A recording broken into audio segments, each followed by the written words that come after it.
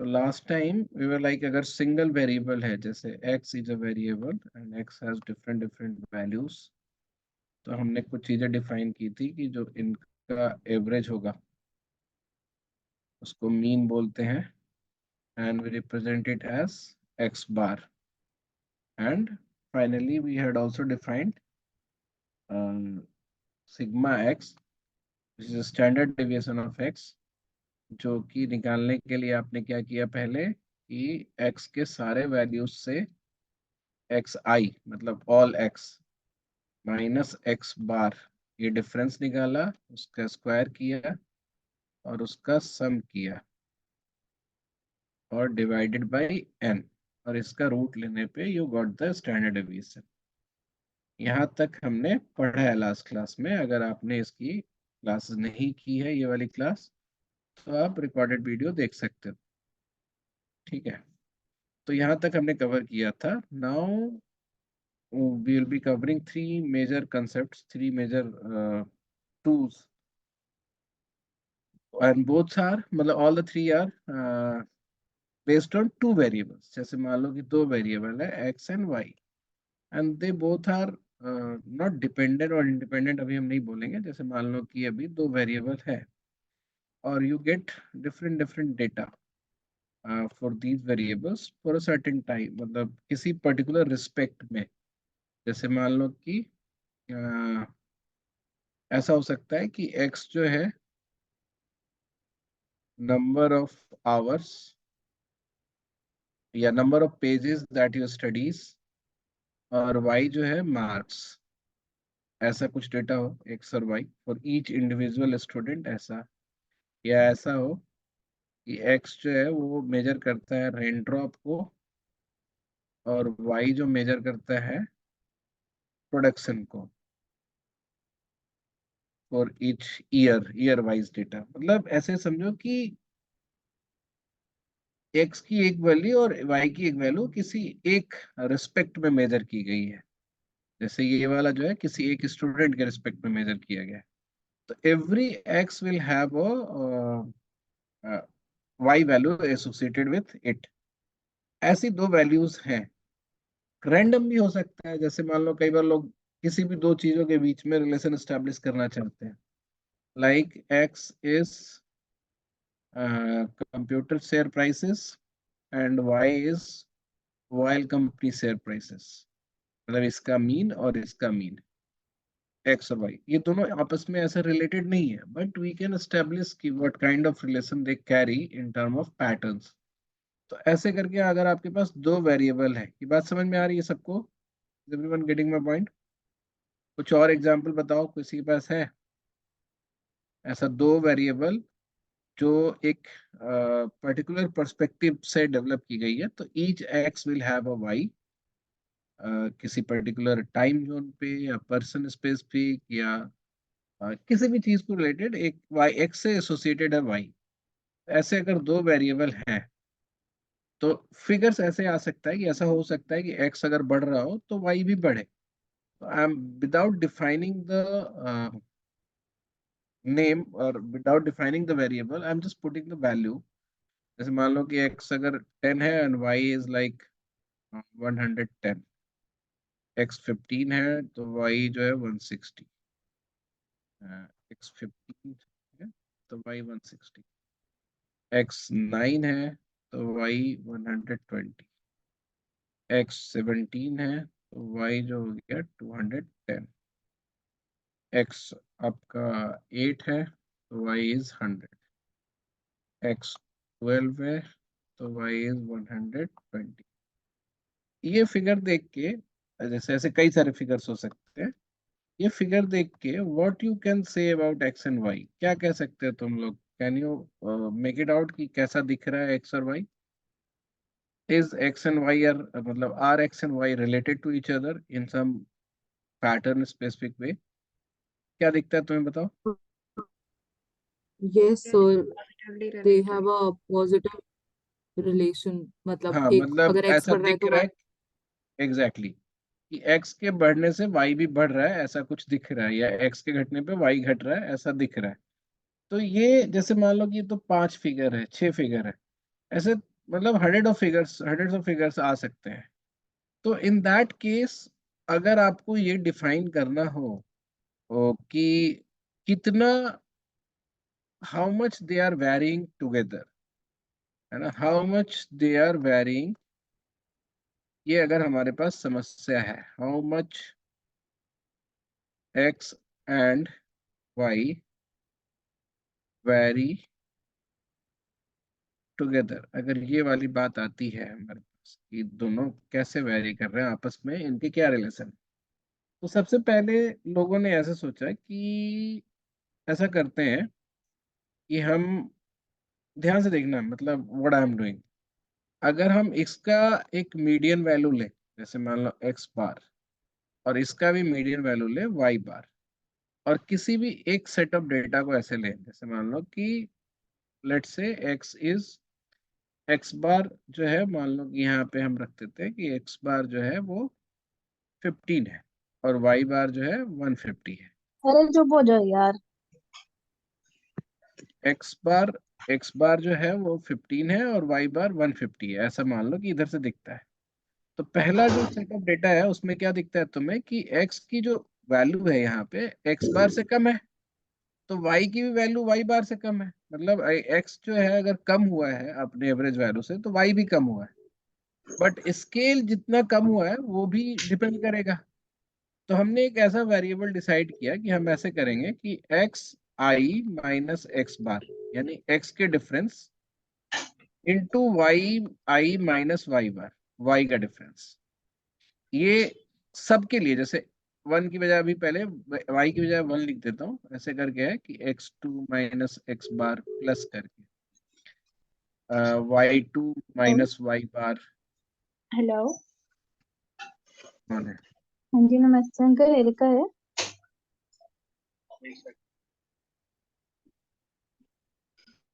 हूँ मैं, और भी आवाज आ रही है कहीं से, चलो।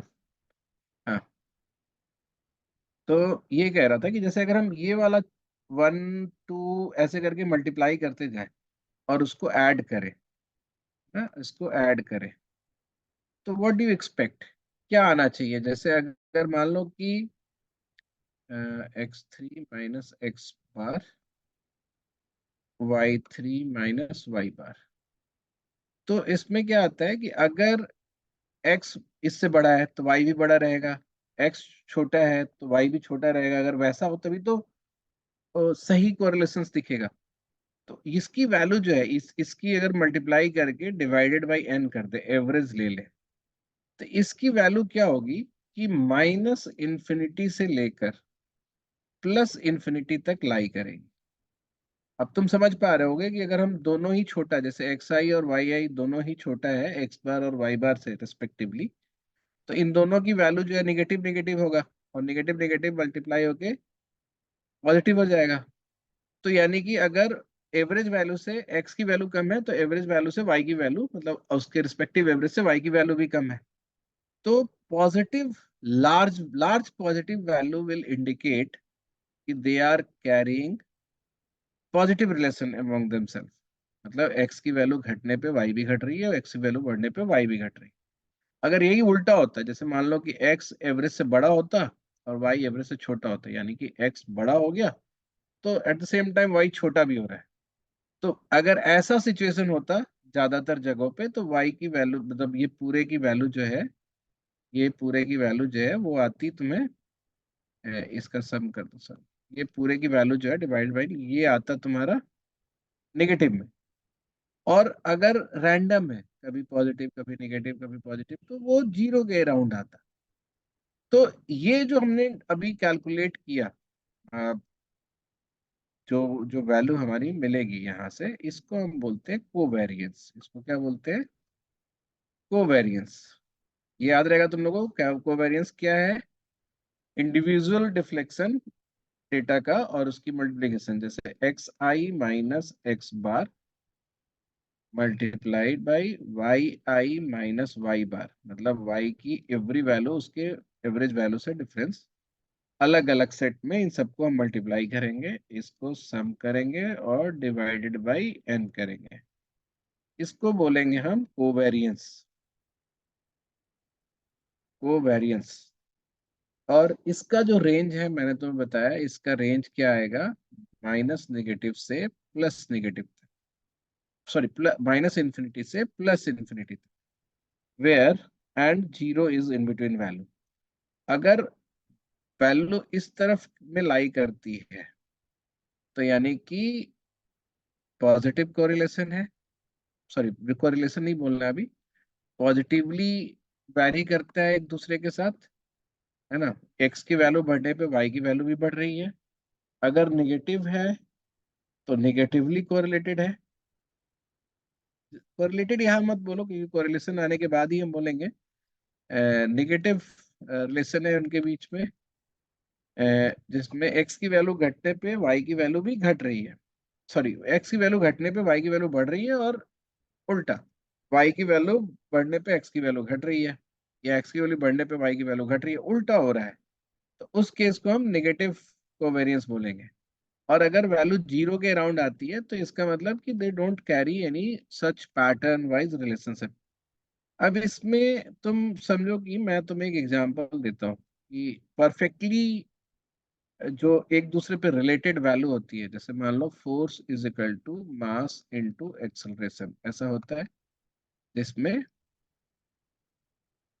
अगर मास फिक्स कर दिया जाए तो फोर्स के हिसाब से एक्सेलरेशन आता है। तो यानी कि लीनियर रिलेशन है। तो जैसे मान लो कि मैंने बोला है कि ये 30 है, तो ये हमारा 6 होगा, 8 6 होगा, मतलब 1/5 की वैल्यू। तो 40 है, 8 होगा। 50 है तो 10 होगा। 60 है तो 12 होगा। 70 है तो 14 होगा ए की वैल्यू, और 80 है तो 16 होगा। आई टुक 5 नहीं 6, 5 ही लेते हैं।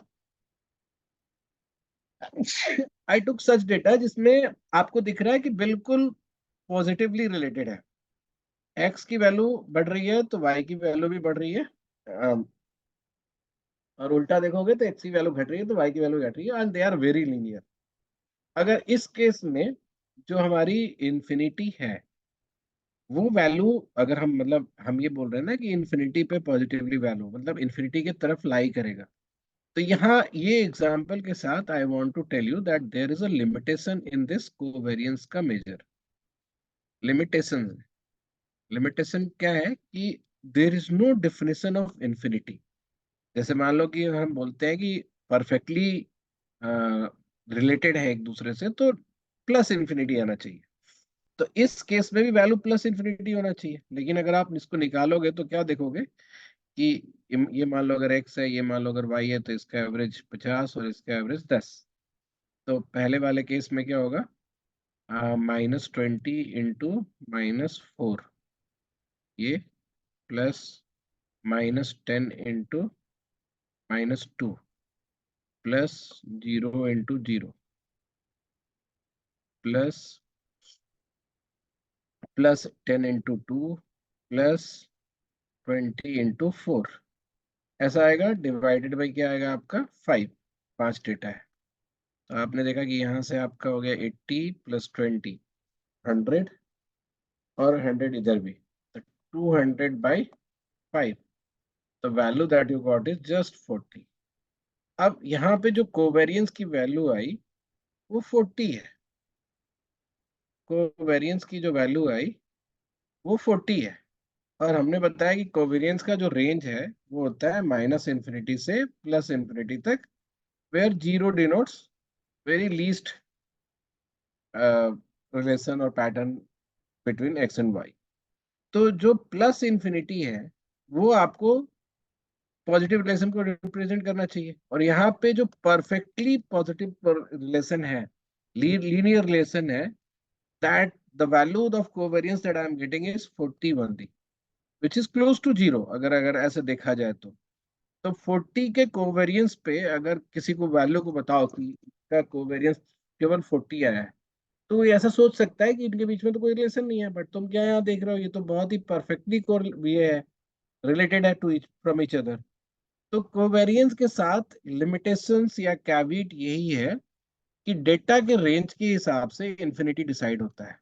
तो फॉर दिस डेटा जो ऊपर मैंने आपको दिया है 40 is plus infinity, basically 40 is plus infinity, या लार्ज सेट ऑफ डेटा के लिए अलग आएगा।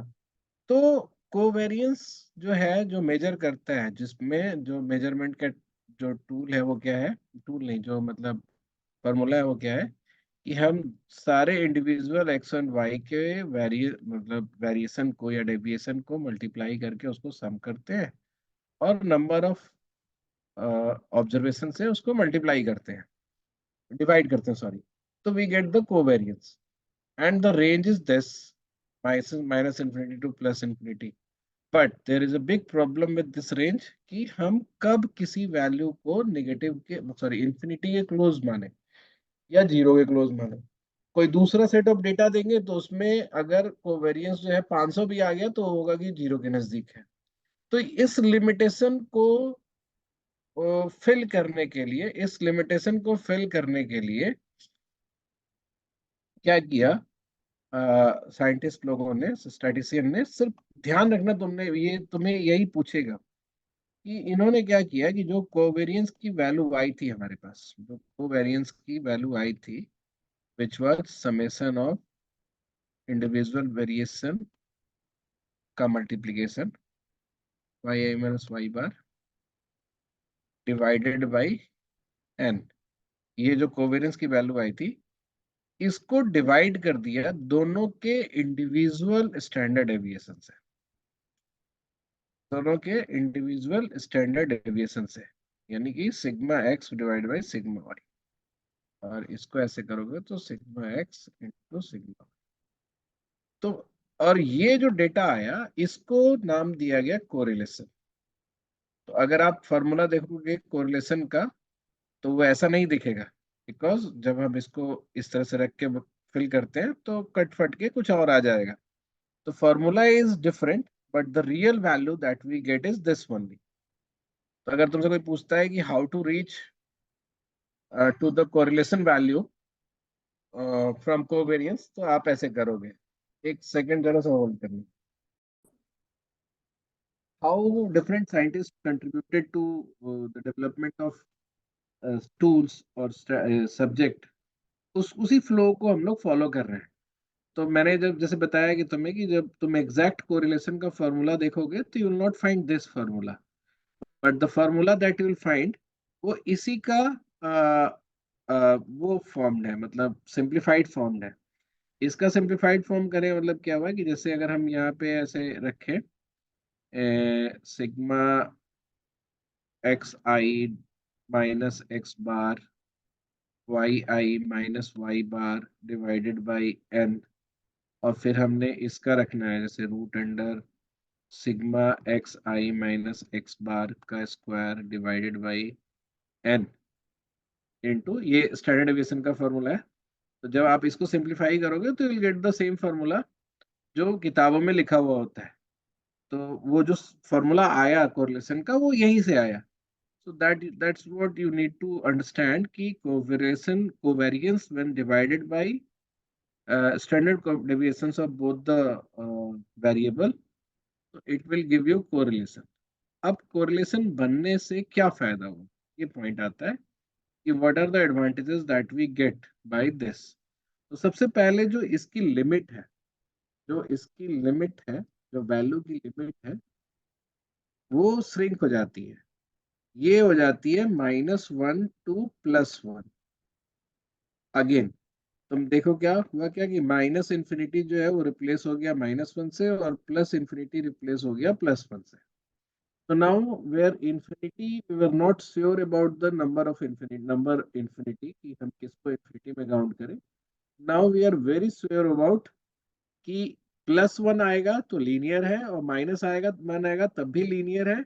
बट ये पॉजिटिव वेरिएंस कोरिलेशन है और ये नेगेटिव कोरिलेशन है। तो अब अगर इस डेटा का जो हमने ऊपर लिया था, इस डेटा का कोरिलेशन कोएफिशिएंट अगर निकालोगे, इस डेटा का कोरिलेशन कोएफिशिएंट निकालोगे, तो you will be getting what, you will be getting +1, जो कि परफेक्टली लीनियर पॉजिटिव रिलेशन को रिप्रेजेंट करता है। तो अब देखो कि अब हमारे पास डेटा क्या है, -1 से लेकर 0, 0 से लेकर +1। नाउ यू कैन इजिली से कि जो 0 के आसपास का डेटा है वो केओस, इसको बोलते हैं केओस, मतलब there is no relation between X and Y, है ना। There is no not relation, relation तो हम यहाँ भी स्टेब्लिश नहीं कर सकते। देर इज नो पॉजिटिव और नेगेटिव सिंक, एक तरह से बोलो, या को वेरिएशन इज देयर।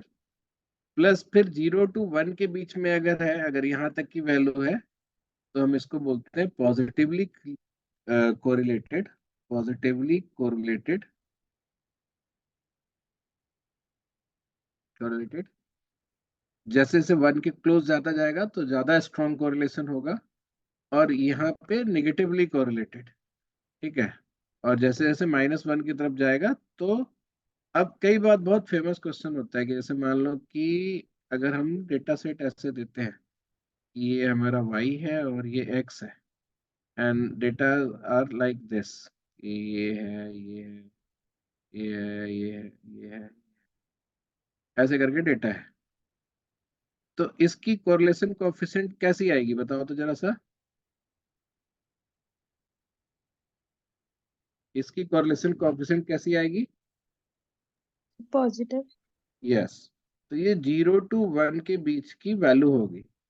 अगर यही थोड़ा ज्यादा लीनियर होता, अ, मतलब मिड की वैल्यू होगी, अगर यही थोड़ा ज्यादा लीनियर वैल्यू होता तो थोड़ा सा ऐसा चल रहा होता, सारे एक लाइन में, तो ये +1 के क्लोज होता है, +1 के क्लोज होता है। अगर यही तुम्हारी वैल्यूज जो है एकदम स्ट्रेट लाइन फॉलो करती, लेकिन अपवर्ड स्ट्रेट लाइन, मतलब एक के बढ़ने से दूसरा बढ़ रहा है, इसके स्लोप से कोई लेना देना नहीं है, जैसे किस रेट से बढ़ रहा है इससे कोई मतलब नहीं, बट एक के साथ अगर दूसरा बढ़ रहा है, तो ये अगर लीनियर टाइप का रिलेशन है, तो यहाँ पे जो कोरिलेशन कोएफिशिएंट आएगा उसकी वैल्यू +1 होगी एग्जैक्टली। सिमिलरली अगर आपका ऐसा सिचुएशन है कि इस तरह से है,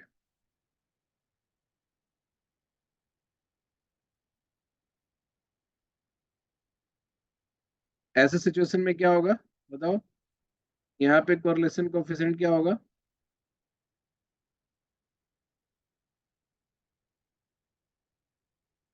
0, because there is no pattern of growth और रिडक्शन। तो यहाँ पे कोरिलेशन कोएफिशिएंट हमारा 0 आएगा, विच सजेस्ट कि सिचुएशन ऑफ केओस, मतलब there is no relation between X and Y together. अगर ऐसा है, जैसे मान लो y है, x है,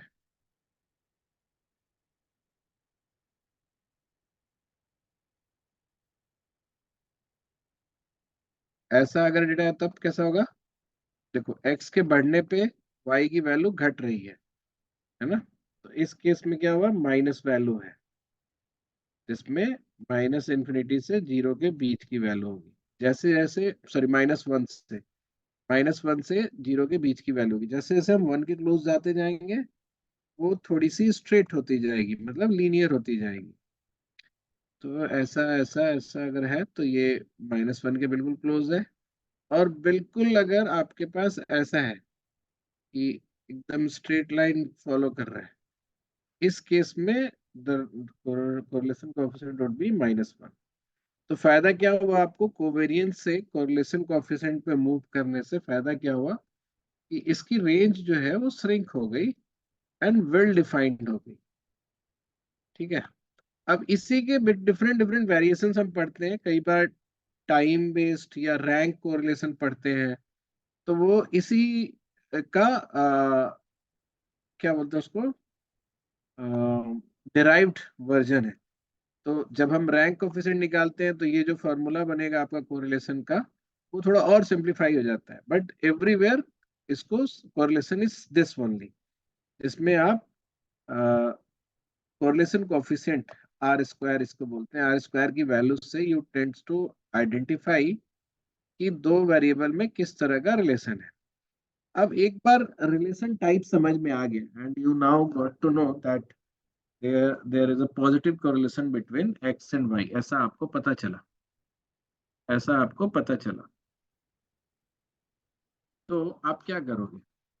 अगली चीज आती है कि हम एक्स पे वाई की वैल्यू को प्रेडिक्ट कर सके या बता सके, है ना, एक्स पे वाई की वैल्यू को बता सके। तो जैसे मान लो कि एक हमारा ऐसा डेटा है, ठीक है, जिसका ग्राफ हम अभी बनाते हैं आपके पास।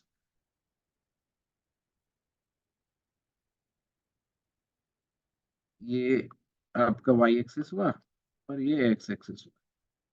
और पॉजिटिव ही बनाता हूँ मैं, पूरा क्वाड्रेंट बनाने की जरूरत नहीं है, बिकॉज सोशल साइंस में बेसिकली आपको क्वाड्रेंट 1 पे ही काम करने को ज्यादा मिलेगा। तो ऐसा ऐसा है सिचुएशन है कि जैसे मान लो एक डेटा ये है, एक डेटा ये है, एक डेटा ये है, एक डेटा ये है, एक डेटा ये है, ऐसे करके डेटा है।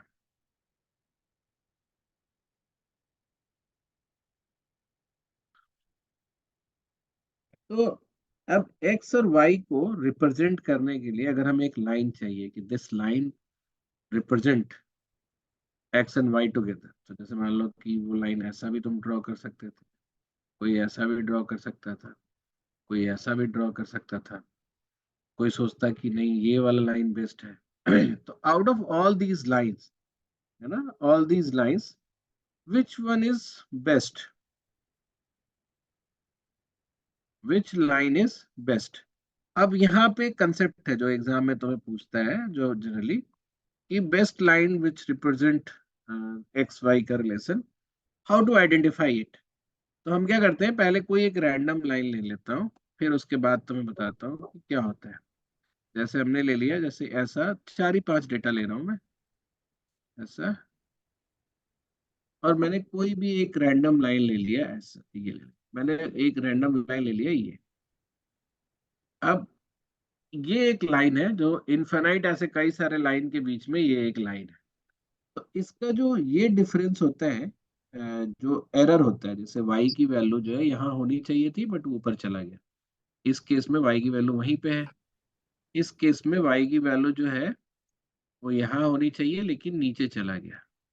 ये सब, ये जो डिस्टेंस है, ये जो डिस्टेंस है, इसको हम लोग बोलते हैं एरर। ठीक है, ये स्टैंडर्ड, ये एरर है।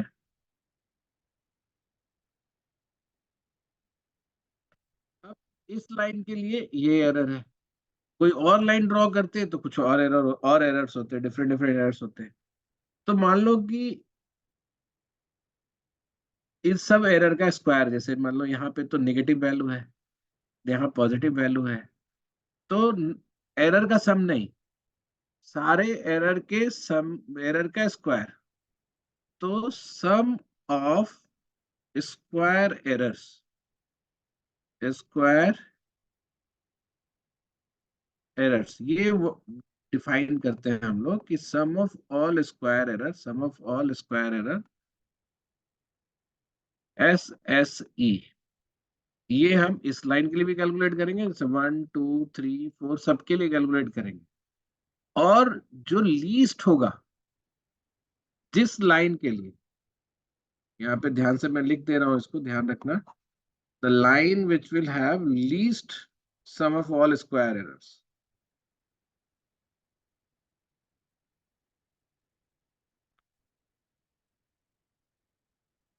द लाइन which has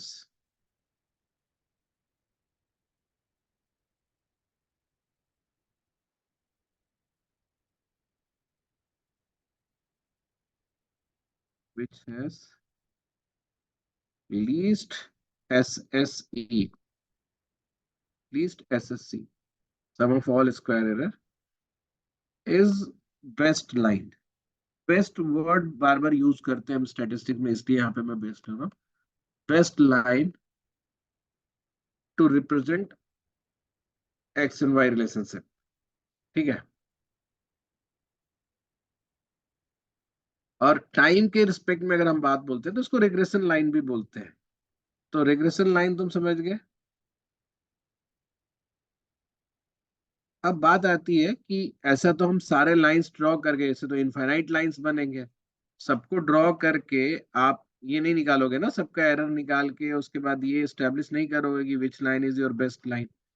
तो इसके लिए मतलब इसकी डेरिवेशन ऐसे बहुत ज्यादा डिफिकल्ट नहीं है, but there is no need to learn it. हमने एक फॉर्मूला सा डेवलप किया, ठीक है। जैसे लाइन को रिप्रेजेंट करना है तो कैसे करते हैं, जैसे एक्स वाई में अगर कोई लाइन है तो हम ऐसे रिप्रेजेंट करते हैं ना कि इस वैल्यू को सी बोलते हैं, स्लोप को एम बोलते हैं, तो y is equal to M X plus C, ऐसा बोलते हैं हम कोऑर्डिनेट में। बट इसमें स्टैटिस्टिक्स में the preferred representation is this, y is equal to A plus B X. इस तरह से है यही चीज, देखो एम एक्स प्लस सी है, बट यहाँ पे a प्लस बी एक्स बोलते हैं। तो स्टैट्स का स्टैंडर्ड फॉर्म ये है लाइन रिप्रेजेंट करने का, रिग्रेशन लाइन रिप्रेजेंट करने का, y is equal to A plus B X. And अब वो जो फॉर्मूला है वो तो आप किताब में देख सकते हो। जैसे मान लो कि अगर एक्स और वाई का ऐसे वो है, जस्ट सेकेंड, एक्स और वाई का टेबल अगर बना हुआ है, ठीक है,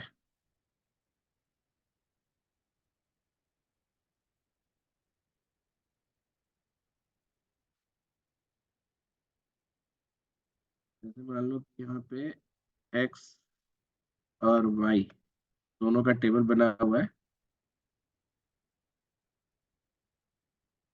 तो इसमें आपको दो तीन टर्म और पहले से पता है, डिफाइन है, एक्स बार क्या होगा, वाई बार क्या होगा, सिग्मा एक्स क्या होगा, सिग्मा वाई क्या होगा, ये स्टैंडर्ड बेस है ना। तो ऐसे करके पूरी टेबल जब हम बनाते हैं तो इसी टेबल को यूज करके वी हैव क्रिएटेड अ, मतलब value of A and B, दो वैल्यू मिल जाएगा तो आपको लाइन मिल जाएगा। तो ए की जो वैल्यू होती है और बी की वैल्यू जो होती है वो इसी से हम निकालते हैं, ठीक है। अब वो फॉर्मूला मैं आपको एक सेकेंड लिख देता हूँ, ऑल्दो याद करने की जरूरत नहीं है तुम्हें।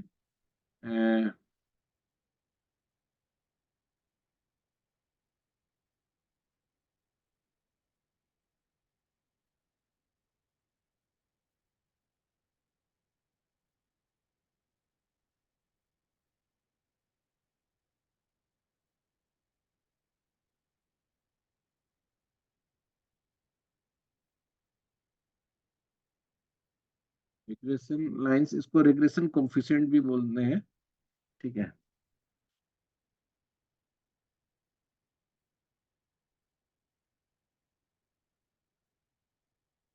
जो बी की वैल्यू होती है, बी की वैल्यू होती है वो है आपका N of summation X Y का समेशन मल्टीप्लिकेशन का, minus summation X into summation Y divided by N summation X square minus summation X का स्क्वायर। तो ये फॉर्मूला ऐसे अभी रटने की जरूरत नहीं है, ये बी की वैल्यू हो गई, ए की वैल्यू जो होगी वो होगी summation Y into summation X square minus summation X into summation X Y divided by N summation X square minus summation X का स्क्वायर। तो तुम यहीं पे ये एक्स स्क्वायर वाई स्क्वायर ऐसा एक टेबल बना लेते हो, नीचे इनका समेशन लिख देते हो। तो ये सब डेटा से आपको ए और बी मिल जाता है, और इसको पुट करके you can find the regression line का फॉर्मूला। एडवांटेज क्या है इसका कि जैसे टाइम सीरीज एनालिसिस अगर हम करते हैं, या फिर हमें एक्स पे वाई, किसी एक्स पे पर्टिकुलर वाई की वैल्यू चाहिए होती है, तो वो बेस्ट वैल्यू हमें यहाँ से मिलता है। तो जैसे मान लो कि अगर हमारा एक्स जो है वो टाइम है और वाई जो है वो प्रोडक्शन है किसी चीज की, या एक्स टाइम है और वाई जो है मतलब तुम्हारे सेंस में अगर ऐसा बोलो कि डिजीज या नंबर ऑफ पेशेंट्स, तो उसकी उसकी वैल्यू अगर ऐसे बढ़ रही है, ठीक है, तो अगर कोई प्रेडिक्ट करना चाहता है कि बेस्ट प्रेडिक्शन क्या होगा इस टाइम पे, तो इसकी जो वैल्यू आएगी यहाँ पे, ये बेस्ट फिट लाइन से ही हम बताएंगे। तो इसको टाइम सीरीज है, तो फोरकास्टिंग के लिए भी इसको यूज करते हैं, फोरकास्टिंग के लिए भी इसको यूज करते हैं। तो ये आपका बेसिकली जो स्टैट्स का जो बेसिक टूल्स है, इसमें mean, median, mode, standard deviation, regression और कोरिलेशन, ये पार्ट आपका इधर कवर हो जाता है। नेक्स्ट हम जो लेक्चर लेंगे वो आपका स्टैटिस्टिकल टेस्ट का होगा। स्टैटिस्टिकल टेस्ट का होगा, उसमें आपको दो डिफरेंट डेटा सेट्स का मीन अगर मतलब अलग अलग भी है तो उसको हम बराबर मान सकते हैं कि नहीं, या ज्यादा मान सकते हैं कि नहीं, ऐसे सब सिचुएशनल वैल्यूज के डिफिनेशन के लिए, कि जैसे एक, जैसे मान लो कि ए का एवरेज है 10 और बी का एवरेज है 12, और कोई बोलता है कि क्या बी ए से बड़ा है, एवरेज देख के तो बड़ा लगता है, but statistically we can not say that. आपको डिफाइन करना पड़ेगा, टेस्ट करना पड़ेगा कि इज इट एक्चुअली बड़ा और नॉट। तो वैसे कई सारे टेस्ट होते हैं जिसमें हम जिसको हम यूज करते हैं डिफरेंट डिफरेंट सिचुएशन में। तो पहले हम टूल्स आपको बता देंगे, और फिर आपको जो साइकोलॉजी से रिलेटेड जो अप्लाइड सिचुएशंस है उस पे भी एग्जांपल्स आपको दे दिया जाएगा। ठीक है, तो ये हम अब अगली क्लास में इसको कंटिन्यू करेंगे।